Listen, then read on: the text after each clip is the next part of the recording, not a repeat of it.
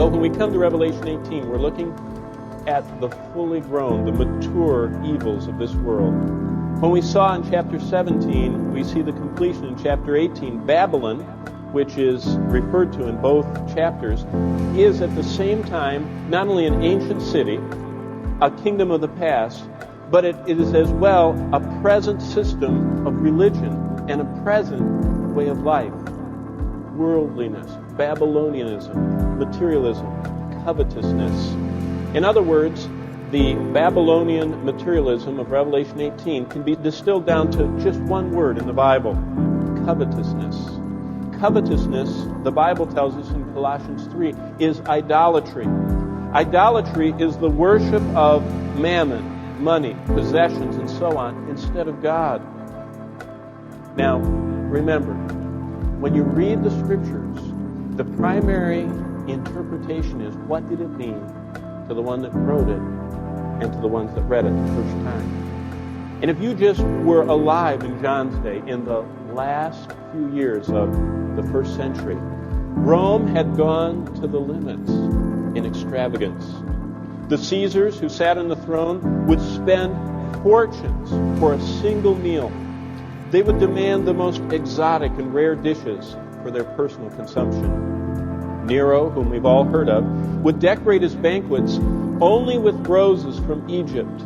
One banquet, the roses, that had to be imported, bush and all, and brought over the sea from Egypt to Rome for one banquet would cost $70,000 in his time, when people earned a penny a day. Imagine what that would be in our money.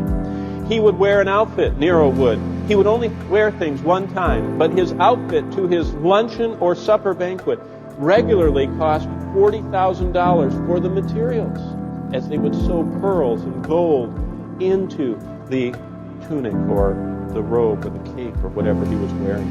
Caligula, another emperor, demanded his meals be made of hummingbird and flamingo tongues. If you can imagine how many had to be tracked down, brought alive to Rome, and the tongue extracted so they could get spoiled just before the meal. He also would drink pearls. At one meal, he drank $200,000 worth of pearls dissolved in his wine, just to show how wealthy he was.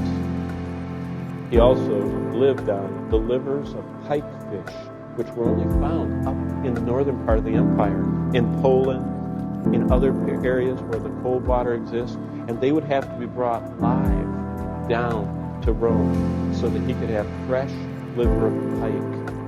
He also enjoyed hors d'oeuvres of the brains of peacocks, and so on. Well, the problem of Revelation 18 was noted when St. Augustine in the 5th century said that the central problem of mankind is idolatry. And idolatry is when we use what we should worship, and when we worship what we're supposed to use. Just put all the evils of our world into that grid. Idolatry is when we use God in the foxhole, in the hospital, when the storms are hitting, when the plane is shaking. We use Him and say, God, help us. But we worship. That means we desire and our lives center on money, pleasure, recreation, sexual desires. Do you see what idolatry is? It's using God that we're to worship, and worshiping the things of the earth we're to use. And that's idolatry. Anything can be worshiped. Worship, simply stated, is anything which captivates and draws us toward it. A person may be so captivated by their work that they're irresistibly drawn to work all the time. What do we call them? A workaholic. That's a person who worships their work. Another may worship alcohol or drugs, and thus the alcoholic or the drug addict. They want to escape, and that's the worship of escaping reality. Another may worship the pleasures in the sensual realm, and thus the sexual addict, the pervert, the whoremonger, the fornicator. That's a person who worships pleasing himself. Another may be drawn by the allurements of wealth and possessions, and thus the materialist, the greedy, the selfish, rich fool that Jesus spoke of in Luke, who only planned for prosperity, eating, drinking, enjoying life. That's someone who worships wealth. Another may be drawn to the praise of man, and thus the proud, inward-seeking, the callous, unfeeling, self-centered person in self-worship. The test of whether or not you worship something is quite simple. Can you give it up? Can you give it up? Test yourself. In each of the areas we've covered, can you give up your career and accomplishments, the goals of your field for the Lord today? He called you to change directions for Him. Or you say, I couldn't. I'm so close to what I've always wanted. Now I couldn't give that up. And you worship your career plans, your 5-year goals, your financial plans, whatever. Can you give up drinking alcohol, smoking, or whatever? Can you take that substance that helps you escape reality and make it through life? And can you stop it completely today? If not, you worship the effects that substance gives in your life. The Lord says, you can't worship that and me. Can you end selfish, sensual pleasure pursuits of pornography, fornication, sodomy, adultery today? Can you give your pleasures to the Lord to fulfill in His perfect time, in His perfect way? If not, you worship them. Can you give up money, security, power? Can you give it all up today in the Lord's control? Nothing we grasp can we keep. Only what we give will last forever. Can you give up pride and self-seeking, self-absorption, self-focus? Can you today humble yourself, deny yourself, and take up your cross and follow Jesus? If not, then self-worship is a problem. The Bible describes covetousness very clearly, this concept of idolatrous worship of things, as a longing and a preoccupation with having what God has not given us. The book of Proverbs is full of that. The Old Testament prophets are full of pictures of people who were preoccupied and longed for what God hadn't given to them. They wanted something else. Somebody else's wife, somebody else's land, like Naboth's vineyard that Ahab wanted. You know the stories. Possessiveness, which is a cousin of covetousness, is to be selfish and unsharing with what God has given us.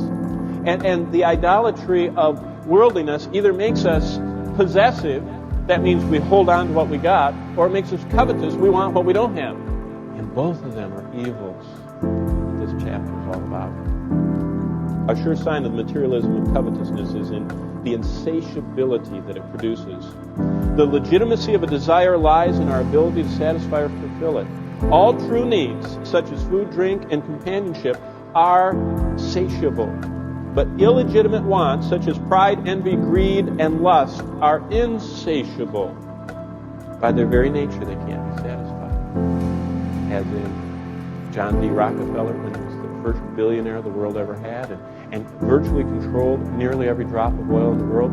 He was interviewed once. He said, what would you like, J.D.? He said, just one more dollar. He had most of them already. He wanted one more. The insatiable desire. Just one more high, one more fling, one more accomplishment. The Bible has many grim markers that show where illegitimate desires have given birth to immense disaster. Achan's lust for more led to his death by stoning and a similar death for his family in Joshua 7. Balaam's greed made him fail to hear his own message. I like Balaam's closing words. He said to God, let me die the death of the righteous. But he didn't want to live the life of the righteous. And you can't die the death of the righteous if you don't willingly submit to the life of the righteous. That's Numbers 22. Delilah betrayed the man who trusted her for a payoff in Judges 16. Solomon's insatiable desire for more of everything led him to depart from God. As Deuteronomy 17 warned him, don't multiply gold, women, and horses. And he did all three. Gehazi was not content with serving God, with the prophet of God. He lied to get more, and he paid dearly for it in 2 Kings 5 with leprosy. Judas measured the inestimable value of Jesus and reduced it to a handful of silver in Matthew chapter 26. Ananias and Sapphira couldn't let go of the money they possessed, nor the applause they coveted, so God killed them in Acts 5. And Jesus often warned his disciples about covetousness. He showed them in the Word of God in Luke 16 that you can't serve two masters. Either you hate one and love the other, or you'll be devoted to one and despise the other. You can't serve God and the world. What can we conclude? Covetousness or greed is not just a harmless pastime. It's a serious offense against God. And just as the lustful man is an adulterer and the hateful man is a murderer, so the greedy person is an idolater.